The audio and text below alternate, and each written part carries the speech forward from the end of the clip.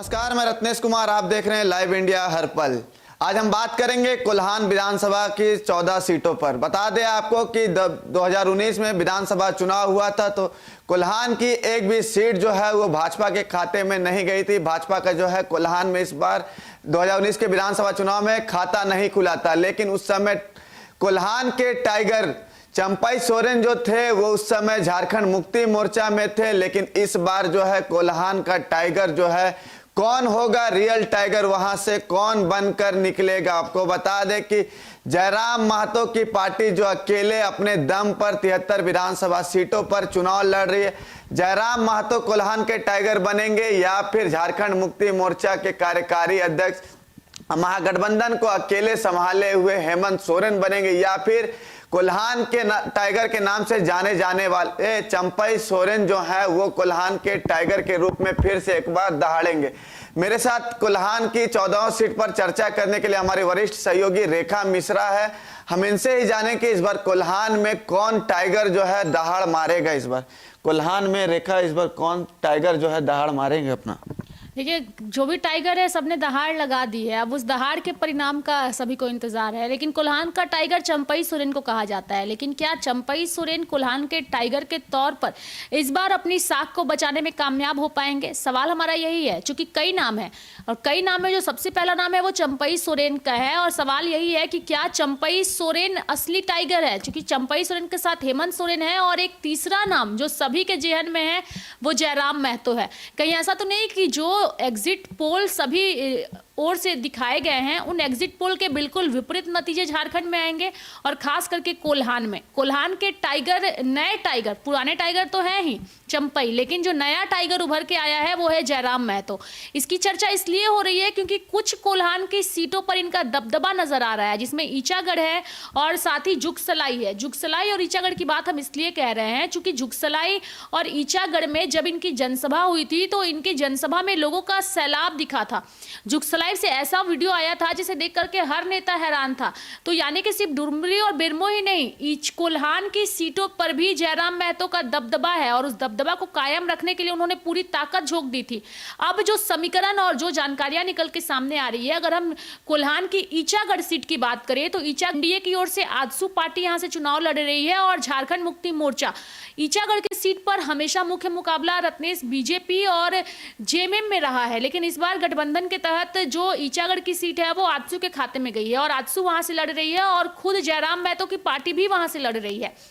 यानी कि इस सीट पर मुकाबला इस बार बेहद दिलचस्प हो गया है। भले ही इन सीटों पर जो समीकरण बता रहे हैं और जो जानकारियां हमारे सामने हैं, हालांकि हमारा ये खुद का अपना पर्सनल जो है वो कोई एग्जिट पोल नहीं है। हमने जो उन जगहों से खबरें निकाली है, बनाई है, वरिष्ठ पत्रकारों से हमने जो बातचीत किया है, आप लोगों के भी जो भी जानकारियां है उसके मुताबिक हम ये समीकरण निकाल रहे हैं कि भले ईचागढ़ में जयराम महतो की पार्टी जीत ना सके, लेकिन कड़ी टक्कर जो है वो उन सीटों पर दे रहे हैं। क्योंकि इसीलिए हम ये बात कह रहे हैं क्योंकि अगर जब मुख्य मुकाबला उन दोनों के बीच है तो उन दोनों के पूरी तरीके से खेल बिगाड़ने के लिए जयराम ने कमर कसी हुई है ईचागढ़ में। यानी कि आजसू पार्टी को अगर कोई ईचागढ़ में नुकसान पहुंचाएगा और ईचागढ़ में जीत हासिल नहीं करने देगा तो वो जयराम महतो हैं। और जयराम महतो का दबदबा किस कदर है ये सभी नेता जानते हैं, सभी पार्टियां जानती हैं और सभी लोग जानते हैं। ईचागढ़ के बाद एक है जुगसलाई। जुगसलाई में भी जयराम महतो की पार्टी काफी बेहतर प्रदर्शन कर रही है। यानी कि कोल्हान की सीटों पर सिर्फ टाइगर चंपई नहीं है बल्कि छोटा जूनियर टाइगर, जो कि अब जूनियर नहीं रहा है, जूनियर के कद पर जरूर है, लेकिन जब उसकी दहाड़ आती है तो जो असली कोल्हान टाइगर है वो भी उन्हें सुनते हैं। क्योंकि इससे पहले एक और टाइगर दिवंगत जगन्नाथ महतो थे, उनका भी जयराम महतो के साथ व्यक्तिगत रिलेशन अच्छा था और जयराम महतो ने कई मौकों पर उनकी सराहना की है, क्योंकि उन्होंने कई बार 1932 खतियान का जिक्र किया था अपनी गाड़ी पर भी। आपको याद होगा रत्नेश कि वो गाड़ी के नंबर प्लेट में 1932 खतियान का नेम प्लेट लगाते थे। तो उनकी वजह से जयराम महतो इन सारे नेताओं के काफी करीब माने जाते थे, हालांकि करीब नहीं कहेंगे लेकिन हाँ गुडविल में बने रहते थे। चंपई सोरेन भी उन्हीं में से एक है। और अब जयराम महतो जब कोल्हान की सीटों पर अपने उम्मीदवार उतारे तो चर्चा इस बात की हुई कि क्या ऐसी वजह है कि जयराम महतो ने कोल्हान की सीटों पर भी अपने कैंडिडेट उतारे। इसकी साफ वजह यही है कि कुर्मी और महतो समाज का वोटर जो है वो कोल्हान में भी है, यानी कि आदिवासी तो है ही लेकिन कुर्मी और महतो वोटर वहां इतनी ज्यादा संख्या में है कि जयराम महतो ने अपने वो कैंडिडेट वहां पे उतारे और कड़ी टक्कर दे रहे हैं। कोल्हान की एक बार 14 सीटों के बारे में मैं दर्शकों को बताऊंगी कि इसमें पूर्वी सिंहभूम है, पश्चिमी सिंहभूम है, माफ करिएगा पूर्वी जमशेदपुर है, पश्चिमी जमशेदपुर है, उसके बाद सरायकेला, ईचागढ़, पोटका, घाटशिला, चाईबासा, जगन्नाथपुर, जुगसलाई, मनोहरपुर, चक्रधरपुर, बहरागोड़ा और खरसावा है। एक और कोल्हान की सीट है, हालांकि 13 सीटें मैंने बताई है रत्नेश, एक सीट अभी मेरे दिमाग में नहीं आ रही है, लेकिन ये सारे सीटों का समीकरण बेहद रोचक है और कड़ा मुकाबला होने वाला है। तो अभी सिर्फ ये कह देना कि कोल्हान का टाइगर सिर्फ चंपई सोरेन है, मुझे लगता है अब ये सही नहीं होगा, क्योंकि कोल्हान में बीजेपी को इस बार चंपई सोरेन रिप्रेजेंट कर रहे हैं कोल्हान में बड़े चेहरे के तौर पर, क्योंकि वो बीजेपी में है। लेकिन 2019 की अगर हम याद करें तो 19 में बीजेपी का खाता भी नहीं खुला था कोल्हान में, यानी कि कोल्हान की सीटों में 2019 में 12 सीटें जो हैं वो खुद हेमंत सोरेन की पार्टी ने जीता था, यानी कि जेएमएम ने 2 सीटें 11 सीट जीती थी, 2 सीट कांग्रेस जीती थी।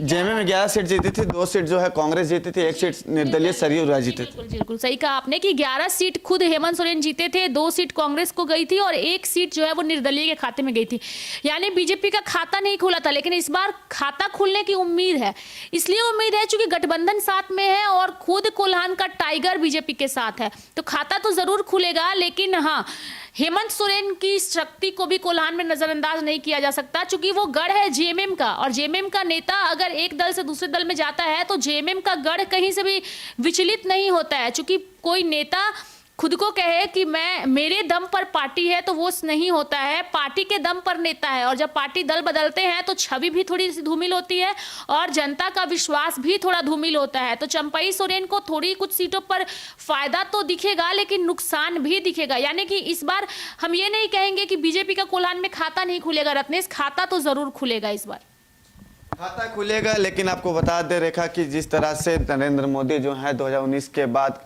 कोल्हान में 2-2 सभाएं किए, वंदे भारत ट्रेन की सौगात जो है वो कोल्हान जमशेदपुर से उन्होंने की, उसके बाद 160 करोड़ रुपए की लागत से कई परियोजनाओं की योजना के शिलान्यास किए। तो क्या इस बार कोल्हान को सेंधमारी करने में भाजपा जो सफल हो पाई, क्योंकि कोल्हान के टाइगर चंपई सोरेन भी साथ हैं इस बार? कोल्हान के टाइगर चंपई सोरेन साथ हैं और इसीलिए भाजपा उत्साहित है कोल्हान की सीटों को लेकर के। कोल्हान और संथाल परगना ये 2 ऐसे जगह हैं जहां से जीत करके सीधे आप मुख्यमंत्री की कुर्सी पर बैठ सकते हैं। और आप सोचिए कि जिन कोल्हान की सीटों पर पिछले चुनाव में जेएमएम 11 सीटें जीत कर आई थी, उन सीटों पर वापस से कब्जा जमाना जेएमएम के लिए एक बड़ी चुनौती है और उसमें वो सफल भी हो सकती है, क्योंकि नेताओं ने दल बदला है, जेएमएम पार्टी वहीं पर है और अभी भी कहती है कि हम आदिवासियों के हितैषी हैं। कोल्हान में दोबारा मुख्यमंत्री बनने के बाद कोल्हान में कई सारी विकास योजनाओं की शुरुआत जो है और सौगात जो है वो हेमंत सोरेन ने भी दी। जैसे आपने प्रधानमंत्री नरेंद्र मोदी का जिक्र किया कि उन्होंने कोल्हान में आकर के कोल्हान की धरती से कई सारी योजनाओं की, रेल परियोजनाओं की सौगात दी, उसी तरीके से हेमंत सोरेन ने भी दी और कोल्हान की महिलाओं को भर भर के मैया सम्मान योजना का लाभ दिया, यानी कि महिलाएं ना छूटे इसका उन्होंने पूरा ध्यान रखा कोल्हान में भी, तो इसका फायदा उन्हें जरूर मिलेगा। कुछ ऐसी सीटें हैं जैसे पूर्वी जमशेदपुर, पश्चिमी जमशेदपुर, इन 2 सीटों में से एक सीट एनडीए के खाते में जा सकती है। अब वो कौन सी सीट है अभी फिलहाल नहीं कहेंगे, लेकिन हाँ एक चीज तय है कि दोनों में से पूर्वी जमशेदपुर, पश्चिमी में से एक तो जरूर बीजेपी के खाते में जा रही है। पूर्वी से रघुवर दास की बहू है और पश्चिमी से सरयू राय है जो गठबंधन के तहत जेडीयू में है, लेकिन समीकरण यहाँ भी काफी टफ फाइट के अंदर है रत्नेश। कुछ ऐसी सीटें हैं, आप जैसे पोटका आप ले लीजिए, काफी टफ फाइट पोटका में भी होगा, यानी कि अर्जुन मुंडा की बीपी के लिए उतना आसान नहीं होगा इन सीटों पर जीत हासिल करना।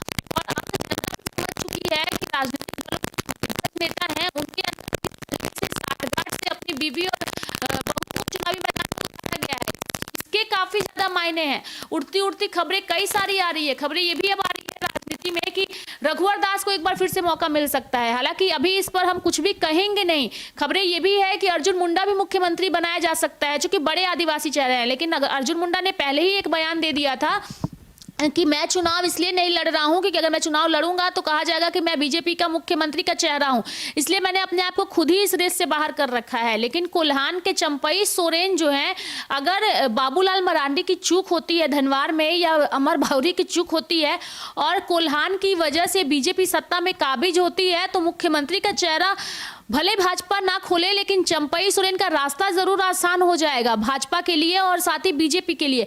तो बीजेपी जीत हासिल करने के लिए साम दाम दंड भेद हर नीति अपनाती है और उस नीति के तहत भाजपा किसी भी हद तक जा सकती है।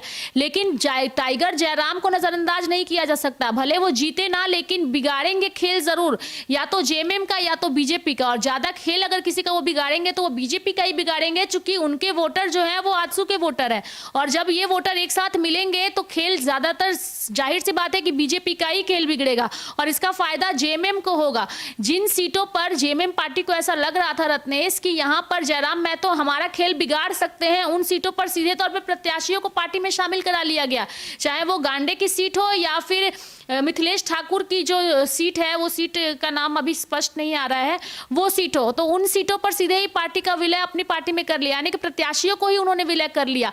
तो कोल्हान का टाइगर सिर्फ चंपई को अभी नहीं कहेंगे जब तक परिणाम नहीं आ जाते। इस टाइगर में हेमंत सोरेन भी है और खुद जयराम महतो भी हैं। रत्नेश, एक सवाल है कि बीजेपी जिस तरह से चंपई सोरेन को अपने पास लेकर आई, उनको मुख्यमंत्री के पद से हटाया गया, वो मुद्दा काफी कोल्हान में गरमाया हुआ था। बीजेपी उसको मुद्दा बनाकर चुनावी मैदान में थी, तो कितना बीजेपी जो है इसको मुद्दा बनाने में कारगर साबित हो पाएगी?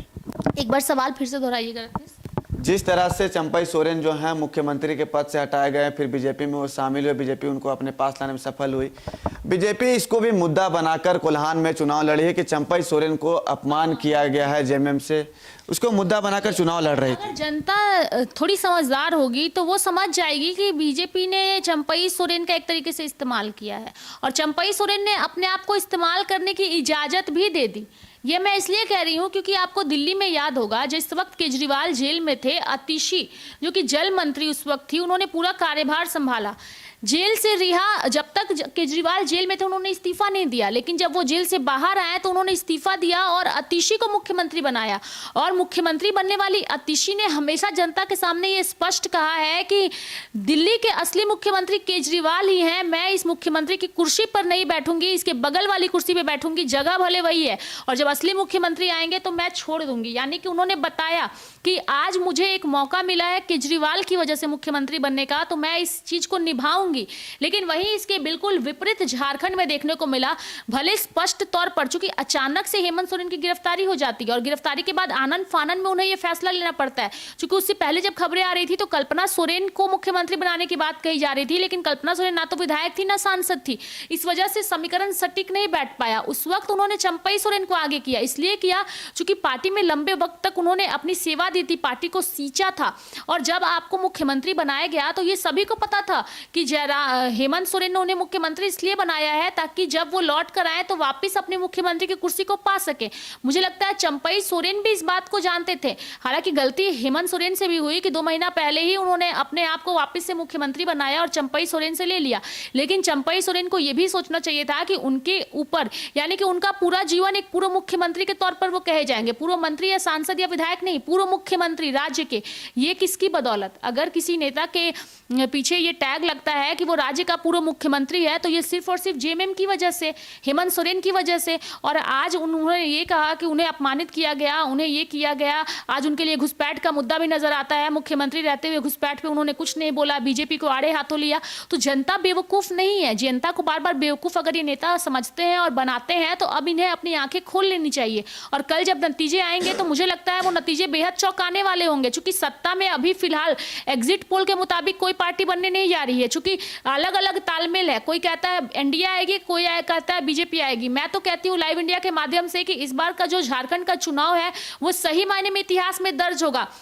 जयराम महतो की पार्टी बेहतर प्रदर्शन करेगी और जेएलकेएम के बेहतर प्रदर्शन की वजह से सही मायने में ये चुनाव इतिहास में दर्ज होगा। भले वो जीते या हारे, भले वो हार जाए, लेकिन कट टू कट फाइट सभी सीटों पर वो देगी। और ये राजनीतिक दलों के लिए, भले वो कह दे कि हम तो जीत चुके हैं, वो तो हारे हुए हैं, लेकिन आपको डरा करके वो हारे हुए हैं, ये भी आपको याद रखना होगा। हालांकि वो हारे नहीं है, अभी हम नहीं कहेंगे, कल के नतीजे आने के बाद ही ये बात भी हम कहेंगे। लेकिन कोल्हान का टाइगर अब सिर्फ चंपई सोरेन नहीं रहे हैं, कोल्हान का टाइगर हेमंत सोरेन भी है, उन्होंने सिद्ध किया है 2019 में, और इस चुनाव में सिद्ध करेंगे जयराम महतो। यानी कि अब 3-3 टाइगर हैं, और कल कौन सा टाइगर विजयी होता है इस पर भी सबकी नजर रहेगी। रत्नेश, चलिए रेखा, तमाम जानकारियां देने के लिए आपका धन्यवाद। लेकिन आपको बता दें कि कोल्हान के टाइगर जो हैं वो कौन बनेंगे ये तो महज अब से कुछ ही घंटों के बाद पता चल जाएगा। लेकिन जिस तरह से कोल्हान में बीजेपी अपनी पूरी दिन रात मेहनत की थी कि किस तरह से कोल्हान में ज़्यादा से ज़्यादा सीट जो है वो भारतीय जनता पार्टी के पक्ष में आए, तो वहीं झारखंड मुक्ति मोर्चा जो है वो भी दिन रात कोल्हान में मेहनत की। तो जयराम महतो की पार्टी,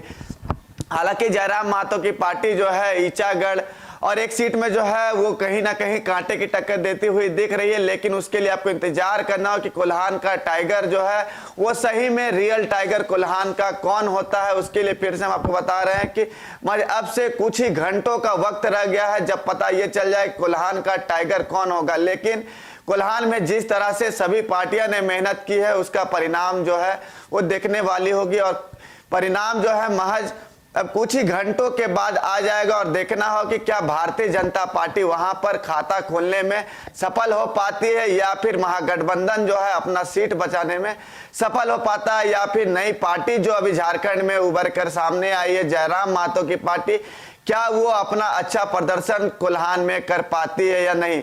इसके बाद हम चर्चा करेंगे संथाल की सीटों पर। हमारे साथ हमारे वरिष्ठ सहयोगी संजय रहेंगे। संजय के साथ हम चर्चा करेंगे संथाल में इस बार किसकी मजबूती ज्यादा देखने को मिल रही है। तब तक के लिए आप देखते रहिए लाइव इंडिया हर पल। नमस्कार।